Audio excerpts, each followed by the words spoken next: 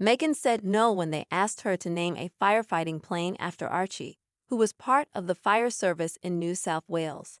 People thought Meghan didn't act very nicely, and later it seemed like she just wanted to have control over all the names, whether it had to do with her or not.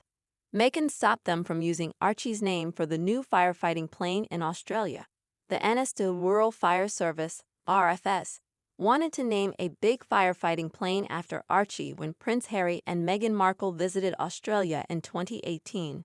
During that visit, Harry and Meghan announced that they were going to have a baby while they were in Sydney, and the RFS thought it would be a nice gesture to name the plane after Archie to celebrate this special moment. They also hoped that one day, little Archie might come to Australia with his parents and see the plane named after him. Archie didn't get to have a firefighting plane named after him, and that's too bad.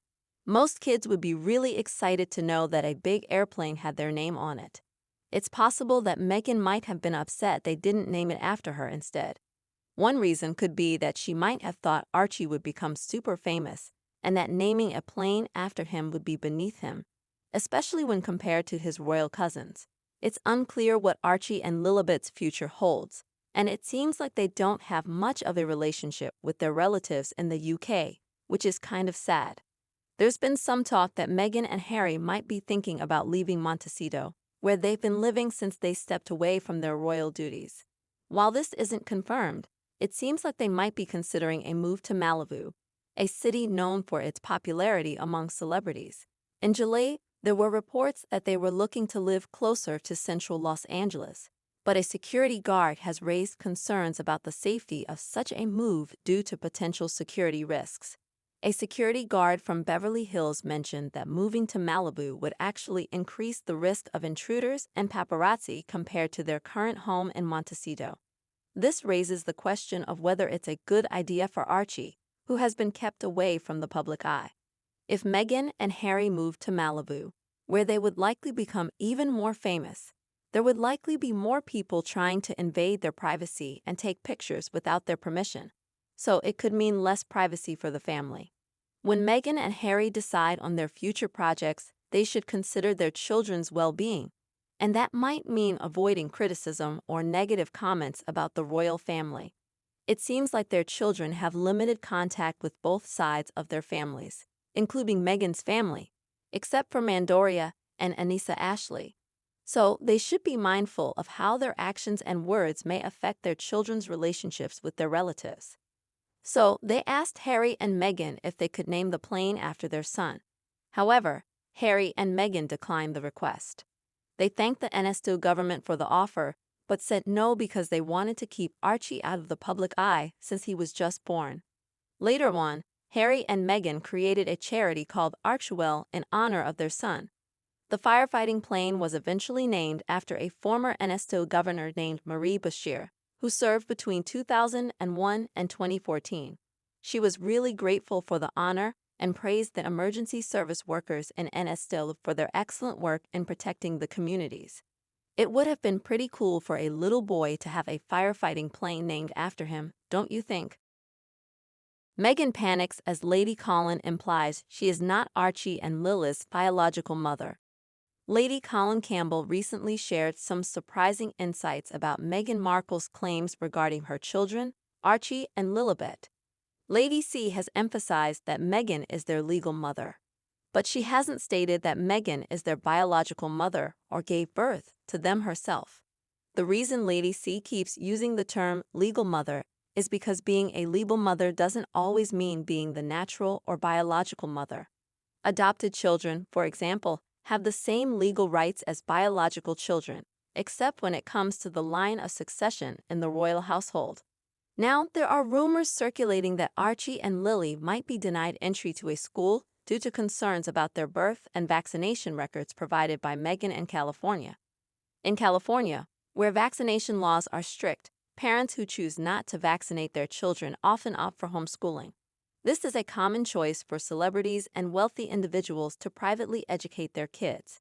However, Meghan's situation seems a bit complex. She allegedly told the school that Archie's birth certificate was sealed by the palace, but this claim doesn't align with California law, which requires immunization for all children before they can attend school, unless there are specific health issues. Meghan's assertion that the birth certificates are sealed raises suspicions, as this isn't a typical scenario like adoption, where such records might be sealed for privacy reasons. Meghan will need to provide Archie and Lily's valid birth certificates and medical records if they want them to attend school. Otherwise, their only option may be homeschooling unless they move to a place where such records aren't closely examined. The confusing details about Archie and Lily's birth certificates have left many of us puzzled. There has been some confusion due to name changes and modifications, but Lady Colin Campbell has brought some clarity to this mystery. She pointed out a significant alteration on Archie's birth certificate, where Meghan's name was changed from Rachel Meghan to HRA, the Duchess of Sussex. This change happened just 11 days after Archie was born, and it's an important detail that has sometimes been overlooked. The idea that Meghan used a surrogate for her pregnancies has been around for a while, and some evidence supports this theory. If Meghan and Harry were to get divorced, it might be important to have definite DNA proof to establish the children's parentage, even if they are not biologically related to Meghan. If it turns out that Meghan and Harry's children were born through a surrogate, their well-being should be taken into consideration and protected. Children should not be held responsible for the actions or decisions of their parents, even if there have been controversies or misunderstandings. In the case of the speculation surrounding Meghan and Harry's children being born through surrogacy, it's important to note that the children themselves are not at fault. Meghan and Harry have the ability to address and clear up any rumors or questions about their children's birth, which could help alleviate any confusion or concerns. Harry should understand the pain and distress that can come from speculation about one's parentage, especially considering he wrote about his own experience with this issue in his book. When children start wondering about their origins, it can be really harmful to them. Lady Colin Campbell has emphasized that Harry and Meghan have a responsibility to their children and the royal family to put an end to the speculation. She believes that all parties involved should address this issue and make a clear declaration. Failing to do so could potentially harm the children as they grow older. Lady C's observation contradicts Meghan's claims about the palace keeping her birth certificates locked up.